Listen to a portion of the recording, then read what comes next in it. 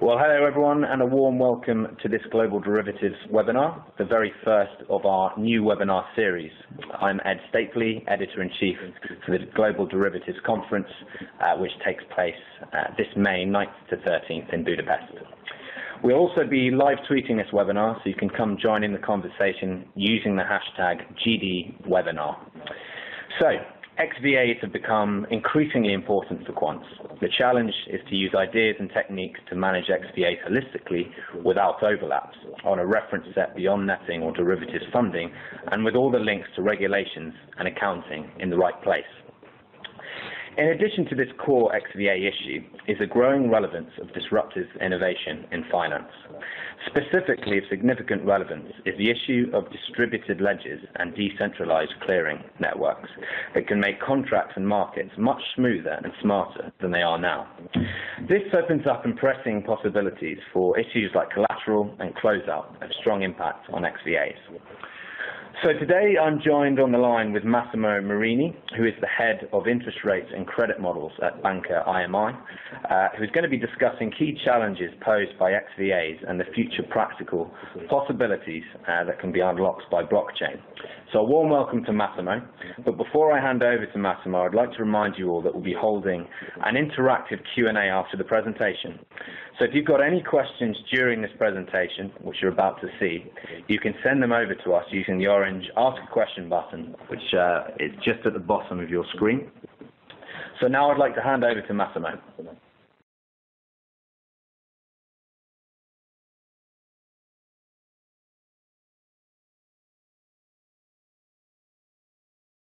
I expect that one big topic for Global Derivatives 2016 is really a global view for global derivatives on how to deal with XVAs, and also what is the reference set. Are we looking at a reference set which is the classic netting set divided counterparty by counterparty, or we should look at most XVAs from at the level of the entire portfolio of derivatives of a bank. And certainly I expect a lot of discussion about regulations, and this also interacts with XVAs. For example, what are the advantages or disadvantages from a practical point of view of treating some XVAs like KVA or FVA as an additional valuation adjustment in the context of prudent valuation. That's certainly another relevant topic.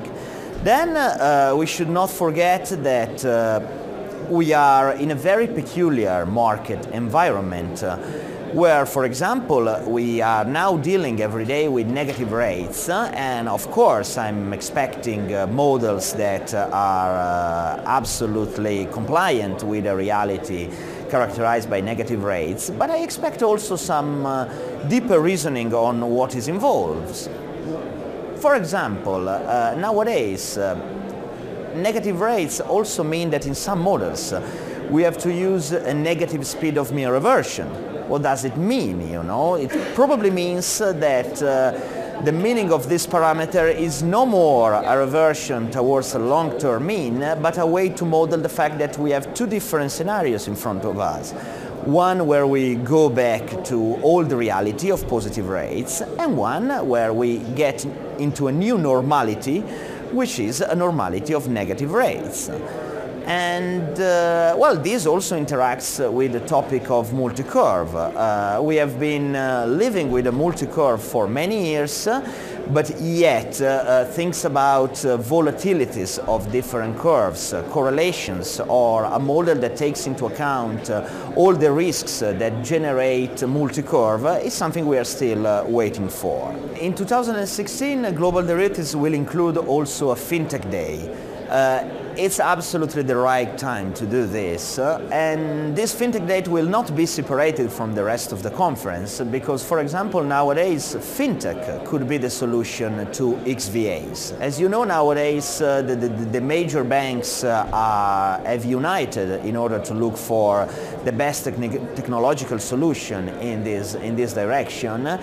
And I would expect, yes, already in 2016 to see some talks at Global Derivatives where we talk of a new financial market based on one or more distributed ledgers, and where derivative contracts are actually pieces of software living on the ledger, including their own valuation models, and so capable to manage collateralization in an almost instantaneous way, and also to close themselves out in order to avoid running risks of losses or defaults.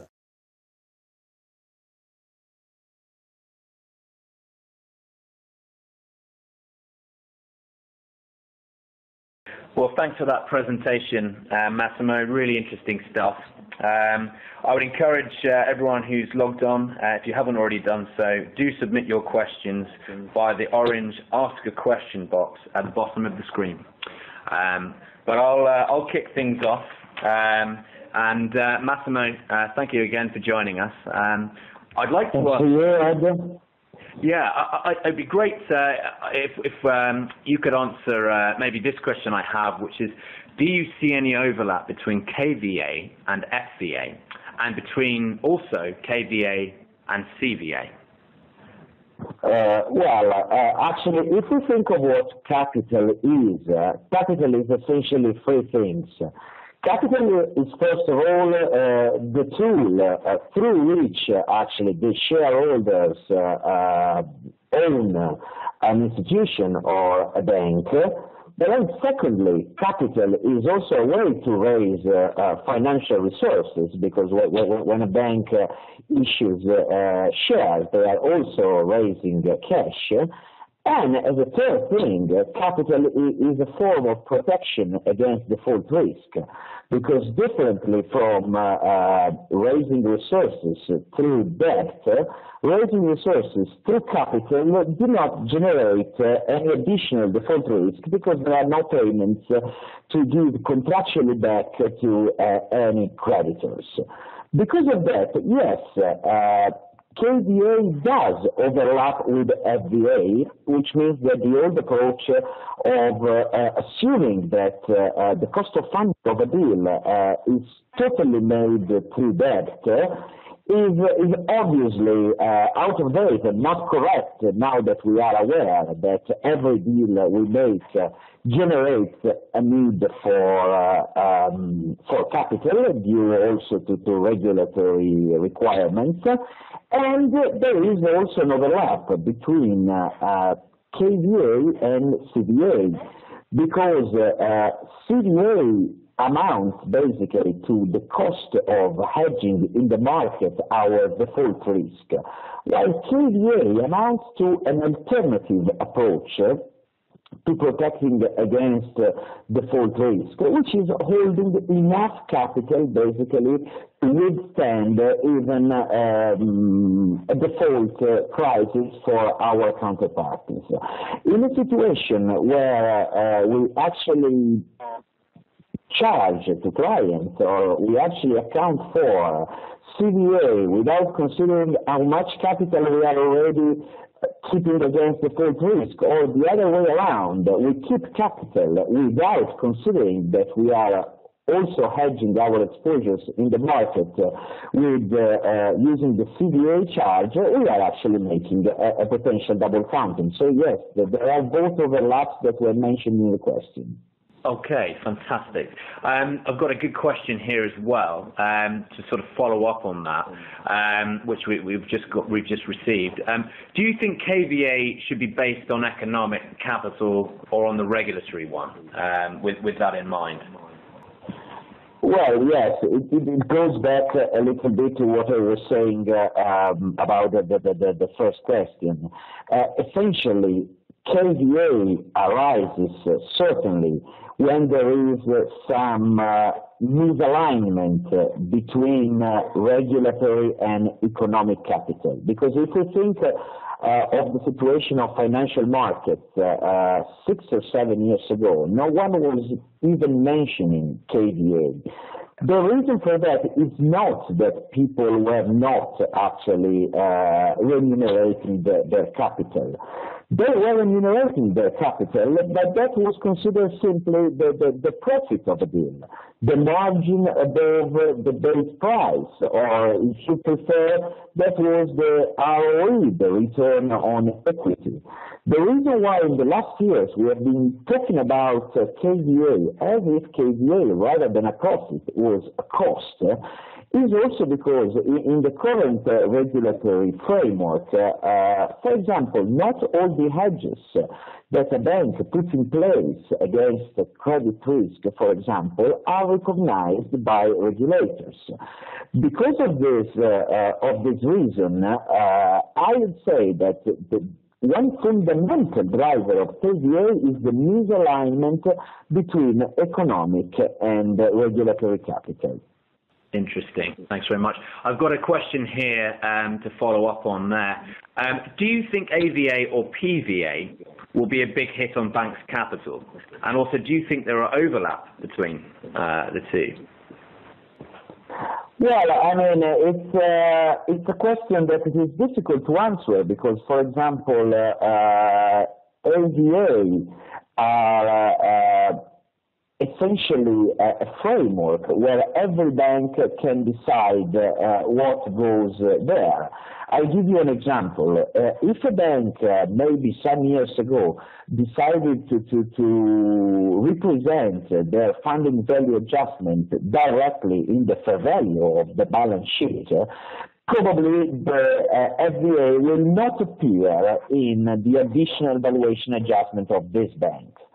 But there could be also banks that did not account for FVA as a part of fair value, and for these banks, essentially the management of FVA and FVA risk will be through an additional valuation adjustment. In this second case, definitely it could be a relevant hit on banks' capital. In general, I think that banks should find a way through avoiding overlapping between AVA and PVA.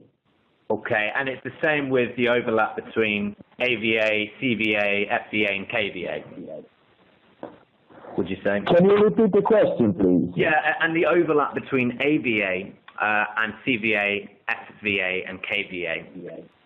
Well, again, it's something that, in my opinion, can be avoided by the way a bank basically approaches the issue of designing AVA. What I understand about this component of prudent valuation regulations is the fact that you should include in AVA what has not already been included in your fair value representation. So if you have your FVA in your fair value representation, there could even be no adjustment for prudent valuation on FVA, or in any case, the adjustment for FVA that you have got in prudent valuation will be smaller than the one you would have without any FVA accounted for in your fair value. Which means that I believe that banks can use AVA from prudent valuation as a way to account for those risks and costs that are not already accounted for by CVA and FVA, avoiding essentially overlaps. Right, fantastic. We've got a lot of questions coming in here. Thanks very much, everyone. Do keep them coming in. We've got another question here that's just coming in on that issue that we've been discussing, and that is, does FVA overlap DVA in a way that both take into account the credit spread on ourselves? And what spread should we use for FVA calculation? Essentially, this one is the first overlap I've been working on since essentially 2011 on a paper with my co-author and colleague Andrea Campolini, our head of CVA management. Yes, there is an overlap between the so-called funding benefit part of FVA and DVA, and not, including this overlap without basically managing the issue can make it difficult to deal with counterparties, because it's not only the issue of recognizing twice. Sorry, there is some noise, some background noise that should be finished pretty early. Well, basically, what I was saying is that it's an issue when you consider funding benefit and DVA without taking into account that they overlap, not only because you may end up seeing twice a benefit that exists only once, but also because you have to think of what happens when, for example, a client reduces the benefit it is giving to you, and so you have to give that benefit back to the client twice, and that could be painful. So certainly there is an overlap, and a joint approach with only one spread, either the CDS spread or the bond spread, should be used. Understood. That's fantastic. And just, I guess, one of the final questions on this whole XVA issue before we move on to your distributed ledger piece. Do we need a double Monte Carlo nested simulation to compute KVA?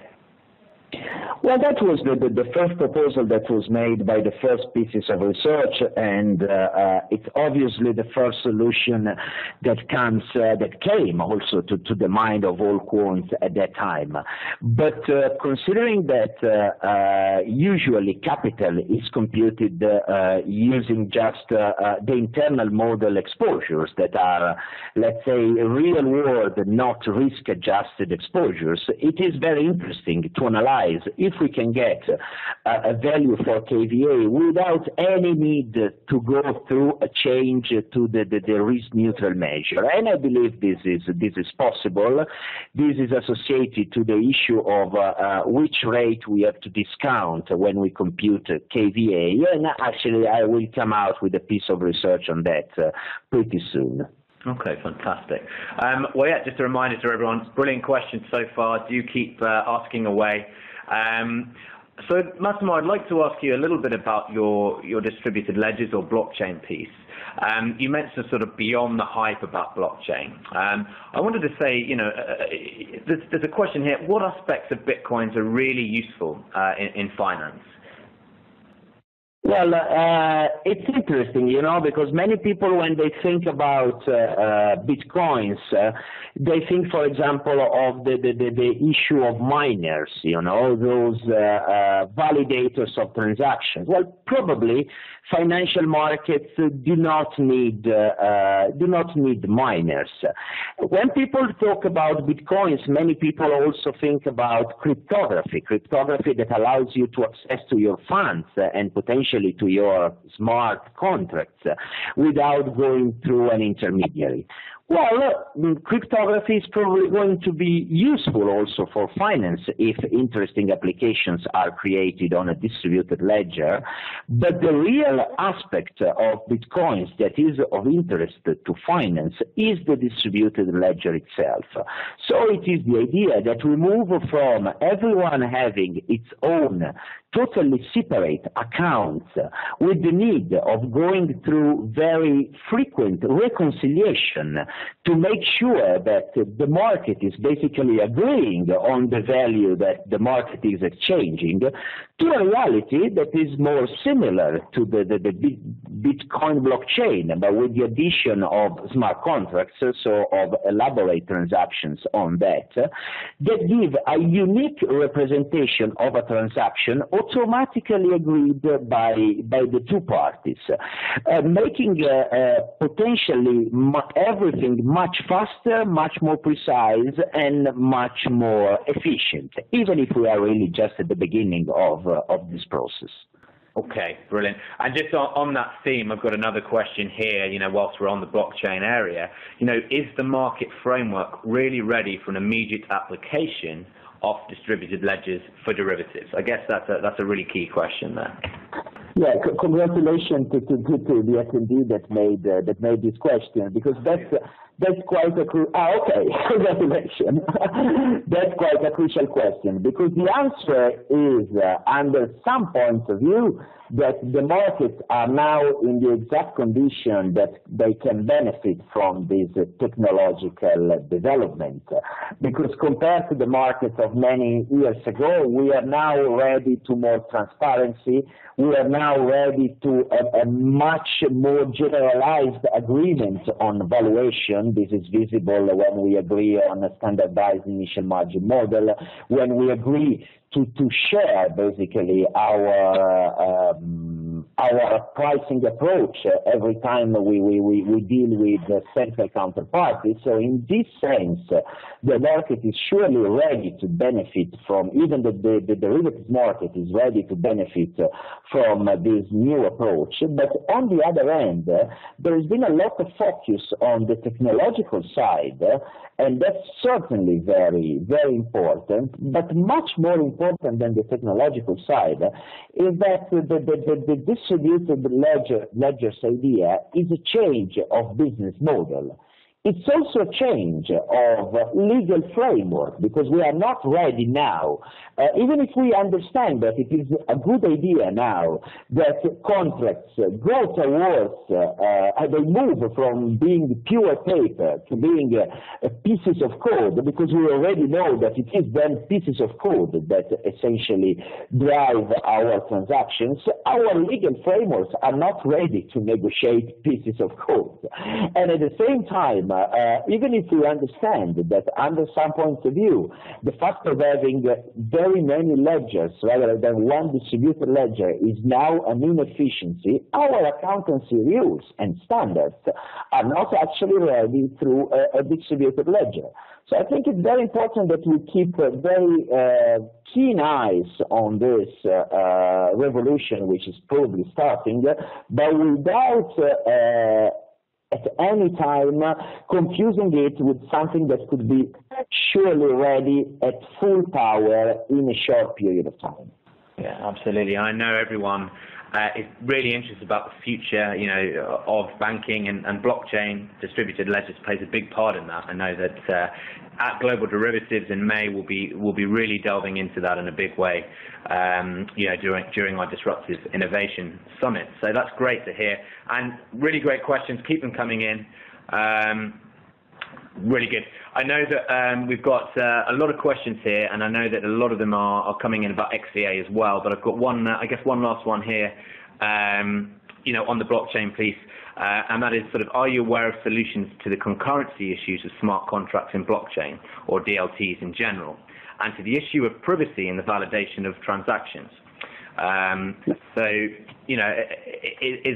is that an issue that no, actually the issue of privacy is an absolutely crucial point, because whatever distributed ledger we look at, which is somehow working, obviously Bitcoins, which in its own curious way, it's really working, or also other ledgers like, for example, Ethereum, we noticed that they were not at all thought for a reality where privacy is a crucial issue. The sense that you get privacy on these blockchains potentially through anonymity, but this is not what banks need, this is not what banks want. So I believe that all the technological efforts that are now put in place by the different companies that are working on making this approach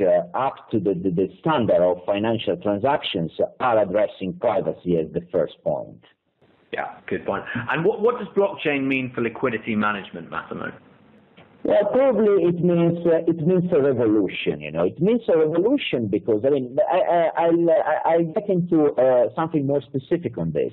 Recently, in hearing, for example, in seeing the different documents that come out from consultants, company, and so on, on distributed ledgers. There is a lot of the idea that distributed ledger, at least at the beginning, will be very many different ledgers for different markets, for different purposes, even few ledgers, ledgers with only two or few other counterparties. Okay, they may, or such realities may actually improve already some aspects of financial markets. But if we think of real distributed ledger where also liquidity runs, it's very important that basically the ledger is as unique, or that the different ledgers are as interoperable as possible, exactly because we cannot create very many extra liquidity pools for very many distributed ledgers. So that's an important point. Okay, fantastic. And going back to the XVA part of the webinar, which I know is, again, crucial to a lot of people's interests, what spread do we use for FVA calculation? I've got a question here. Oh, that's another good question.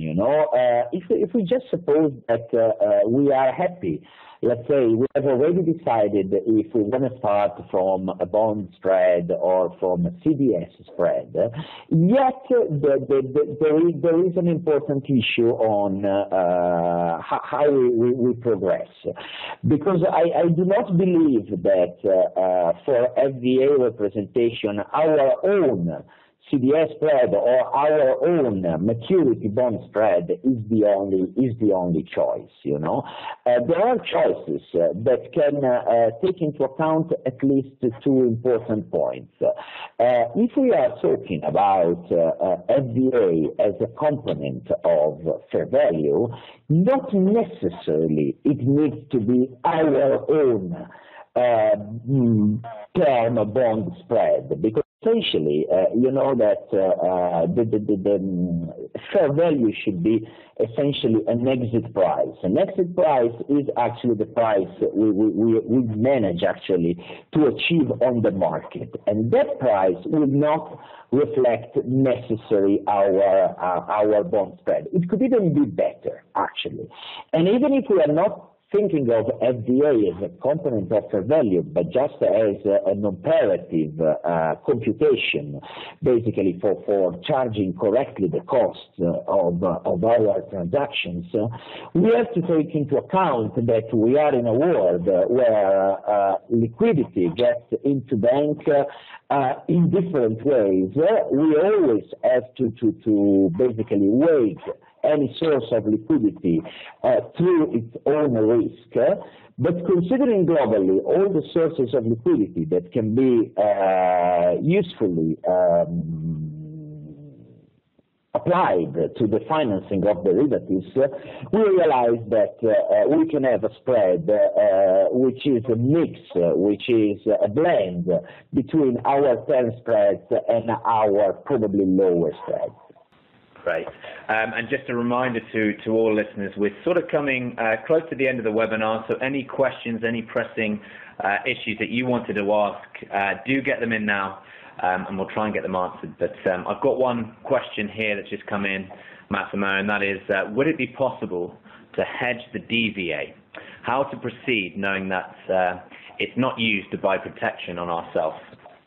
Well, that's a big issue actually. How to hedge DVA, because even just the term of hedging DVA is somehow controversial. Actually, in spite of the question as I see it formulated, we have heard market players in the past saying that even if you cannot sell or in particular buy sell protection on yourself in particular, you may sell protection on something or someone which is correlated to you. For other players, hedging DVA essentially means hedging the funding benefits, so it's something that you do on your bond market.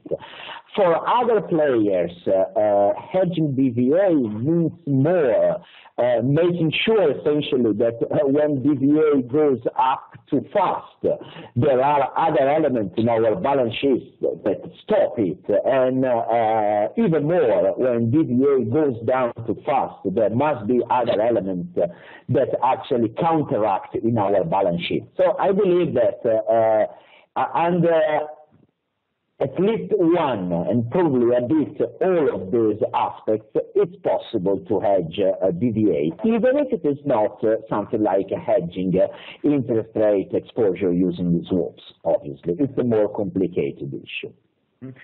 I guess one final question that we have time for, and kind of a nice way to finish up with this a bit more of a kind of strategic look at XVAs. The question is, how do you really prioritize between all of the XVAs? Oh, well, that's a good question, and I'm a bit puzzled from the way it is formulated. Well, in general, obviously, all XVAs are equally important, and obviously, probably even the term XVAs, I know that some colleagues of mine do not like, some other researchers do not like the term XVAs, you know, because it's like a joke, you know, so obviously a bank has got many costs. We pay for electricity, we pay for salary, so are we going to have an FVA, which is salary valuation adjustment, or an EVA, which is electricity valuation adjustment? This is a joke I've heard from some researchers of mine. I believe that instead the XVAs, as we intend them, so essentially these three different things, which are credit risk, funding cost, and capital, are a very good, basically, taxonomy of our risks. And in any case, no, I do not see any possibility somehow to prioritize, you know. You can start from any point where you want, but then the final answer must be internally consistent. And if you have worked properly, the final result should always be around the same. Perfect. Well, that's fantastic. Thank you very much, Massimo. That's unfortunately all the time that we have. And I would say if you've got any further questions, do tweet them to us on the hashtag GDWebinar, and we'll definitely get back to you all as soon as possible. So thanks again, Massimo, for joining us. Thanks, Edward.